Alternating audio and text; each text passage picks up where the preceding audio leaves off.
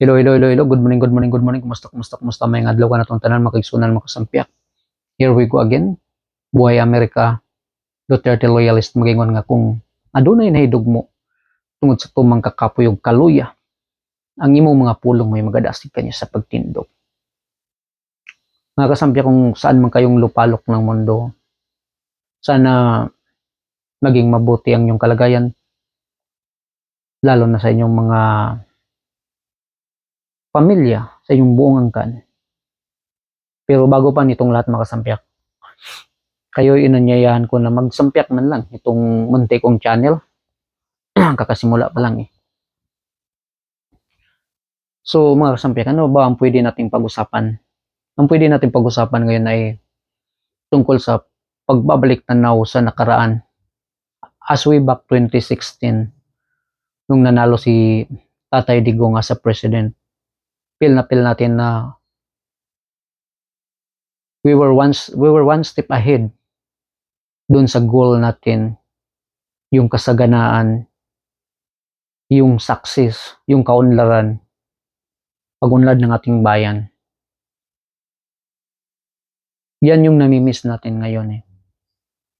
Kung baga sa kasabihan, you cannot get there from here without reference point. Parang buhay natin. Like, everything starts with God. Parang ganon. Pero sa madaling salita, sa panahon ni Tatay Digong, sinimulan niya sa peace and order, less criminality, less corruption sa kanyang admin, sa kanyang government. Kung kaya yun yung dahilan kung bakit nakapag-engganyo tayo ng maraming mga investors na mag-invest dito sa ating bansa. Yung trading partners maganda. Tapos yung ating mga mangingisda, yung geopolitics, yung ating mga mangingisda ay malayang nangingisda doon sa yung disputed island. Kung kaya't ako, dati sabi ko, politics, ayaw ko yan eh. Bahala na kayo dyan sa Pilipinas eh. Ako okay na ako eh, dito sa ibang bansa eh. Politics, wala yan. Pero napagtanto ko na pag dito ka sa ibang bansa, mas lalo mong namimiss yung iyong bansa eh. Yung bayan mong sinilangan eh. Kung baga, minsan lang tayo nagkaroon ng presidente na tunay na nagmamalasakit sa atin, tunay na nagmalasakit sa atin. Ba't hindi natin sila tutulungan din? Yung suporta nating tunay. Pag wala tayo, wala din yan sila. Kasi tayo yun lang yung nagbibigay lakas sa kanila. Tayo yung inspirasyon yan. Kung ba't pinagpursige nila na gagawin yung tama. Damang-dama ko talaga eh. Parang tatay natin eh.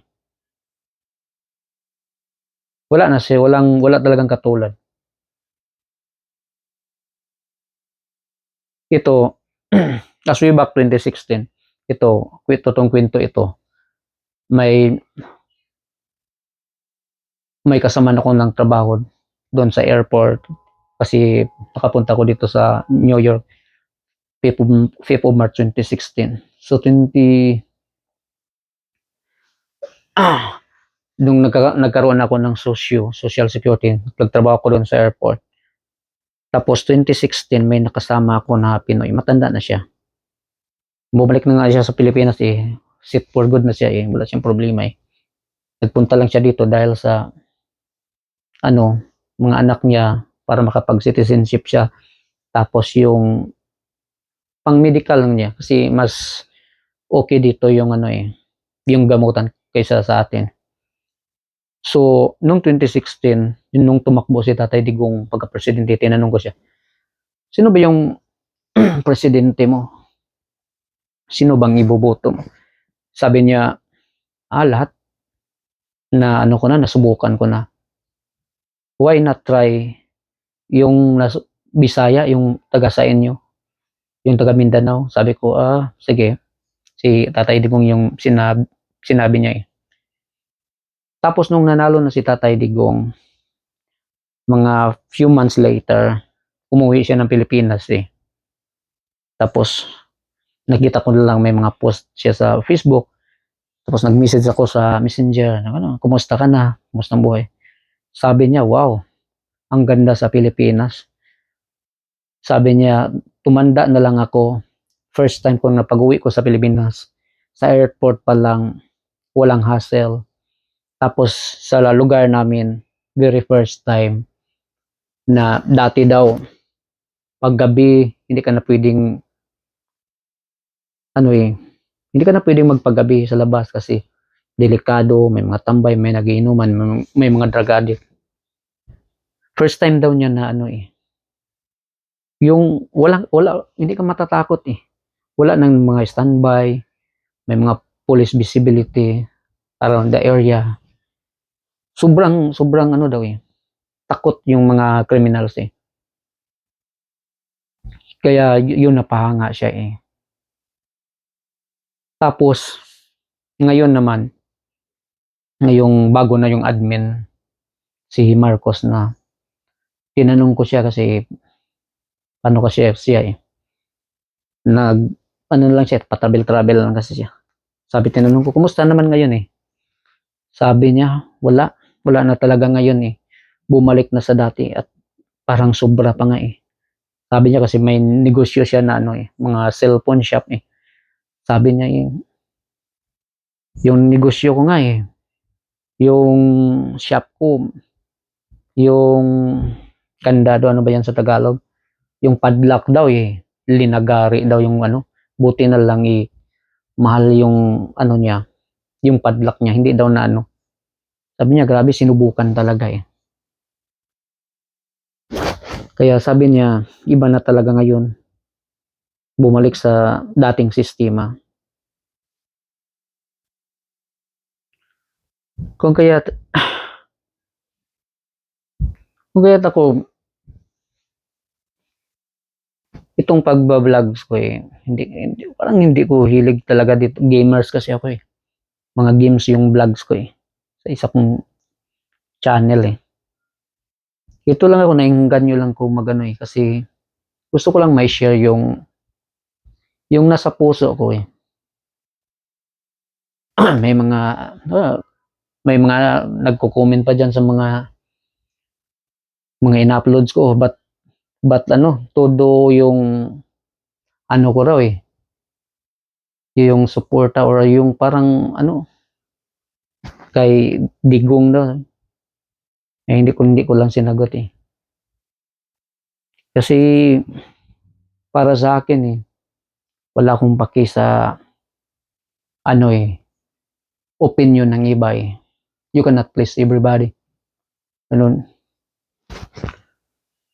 Lang kasi yung tao eh, is either may malasakit ka sa iyong bayan or self-centered person ka.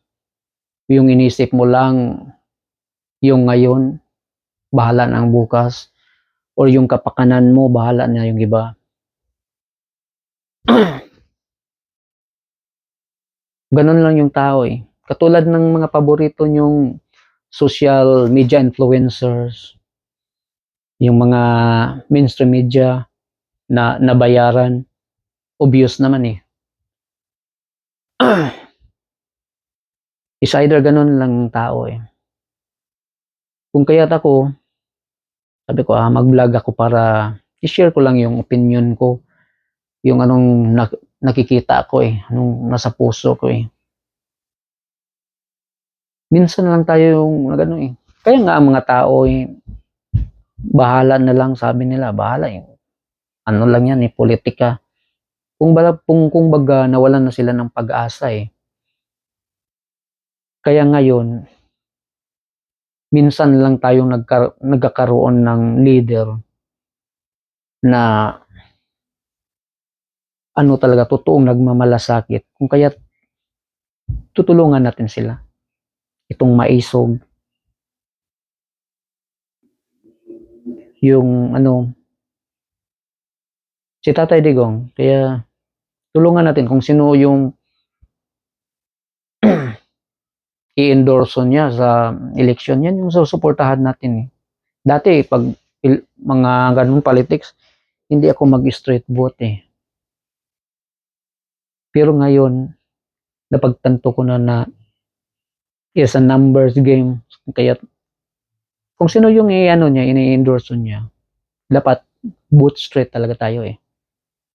Kasi midterm election, delikado yan pag eh.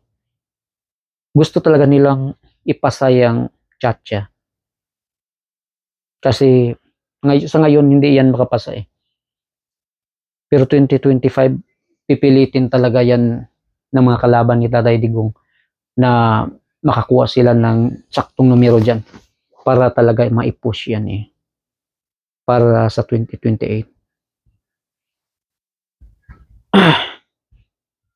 Basta mga kasampyak ay yun lang muna yung yung opinion ko eh. Magmasid-masid lang tayo. Maraming salamat sa yung lahat.